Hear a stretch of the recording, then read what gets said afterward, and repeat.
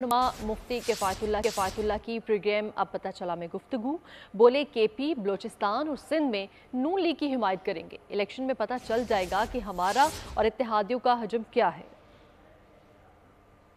मौलाना साहब काबिल आदमी हैं, वो सदर भी बन सकते हैं, वज़ीर आज़म भी बन सकते हैं। अब ज़ाहिर है वज़ीर आज़म की सीट ज़रा ज़्यादा बड़ी है तो उस पर तो आप बात करेंगे तो ये तो मुनासिब नहीं लगेगा, लेकिन सदर ऐसा है कि आप छोटी पार्टी से ही बना सकते हैं, छोटे सूबे से ही बना सकते हैं। सियासत है ना, इसमें तो आपने मौके के मुनासिबत से बात करनी है ना। अगर हम खैबर पख्तूनख्वा के अंदर भी इनकी हिमायत करें और बलूचिस्तान में भी हिमायत करें और हम इनकी हिमायत सिंध में भी करें तो फिर ये तो एक तरफा हिमायत होगी ना। अंदाज़ा लगाना और मुतालबा करने पर तो कोई पाबंदी नहीं है ना, लेकिन हकीकी सूरत हाल तो वाज़ेह होगी जब इलेक्शन होंगे कि हुजूम क्या है, हमारा अपना हुजूम क्या है और हमारे इत्तेहादियों का हुजूम क्या है।